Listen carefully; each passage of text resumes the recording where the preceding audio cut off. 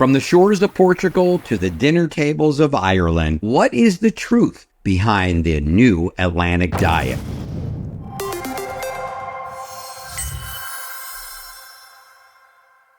You're watching The Daily Dose with me. I'm Dr. Mitch. And 44 years of being a physician in the integrative medical space, I've written hundreds of articles and, of course, 4 textbooks for physicians, which I have trained over 3,800 that I'm aware of at this point. Recent studies have been coming out in major health journals from Journal of the American Medical Association, Harvard School of Public Health, the National Library of Medicine has these articles, and they're all talking about this Atlantic diet and its health benefits. This is a Hugh Light web series. If you like our content, please subscribe and hit that like button. Hit the bell so you'll be notified when a new episode of The Daily Dose comes out, which is every Wednesday, and make sure you stay notified for when we release that new content. The Atlantic diet originates from the Atlantic coastal regions, from Portugal, Spain, and Ireland. It suggests the consumption of locally sourced seasonal foods with a focus on seafood, fruit, vegetables, whole grains, and moderate dairy intake. What's in this Atlantic diet? What does it consist of? Listen carefully, because it's going to sound similar to something else, which I'll compare and contrast as we go through. So in this diet are seafood, vegetables and fruits, locally grown that is, whole grain like oats, barley, and rye, dairy in moderate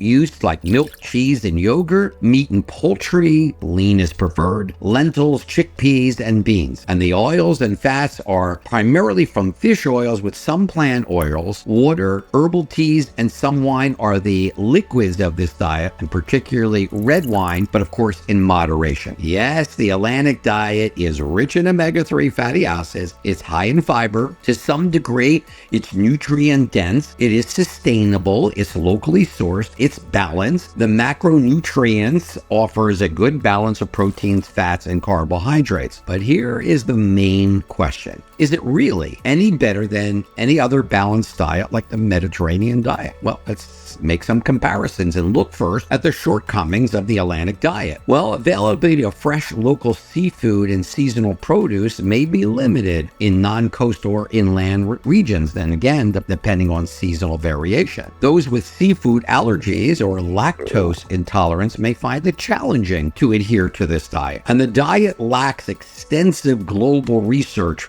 backing like other diets do, especially the Mediterranean diet. So when we compare it to the Mediterranean diet, this is what we find. First, there's similarities. The emphasis on fresh whole foods. Both include moderate dairy consumption, encourage moderate wine intake, especially the red wine. Both diets focus on healthy fats, though the Mediterranean diet emphasizes olive oil, while the Atlantic diet relies on seafood derived from omega-3s. Both advocate for eating seasonally and local, supporting sustainable and nutrient-dense products. But here are some of the other differences. The Mediterranean diet includes a broader range of protein, and their sources like poultry, fish, legumes, and moderate red meat. The other emphasizes seafood predominate with limit meat and poultry. The Mediterranean diet, of course, originates from the Mediterranean basin, and influencing food choices are olives, figs, and specific regional spices you don't see on the Atlantic diet. The Atlantic diet, of course, is derived from the Atlantic coastal regions. Overall health benefits, when you want to compare them and look at, let's say, longevity and cognitive function, whether we think well, extensive research on the Mediterranean diet shows a significant benefit in longevity and mental health. The Atlantic diet, not so much. The question is, what's my take? And here's my tip. If it isn't broken, why change it? Why do we have to come up with something new and a new diet all the time? Is that because someone needs to write a book? Does that mean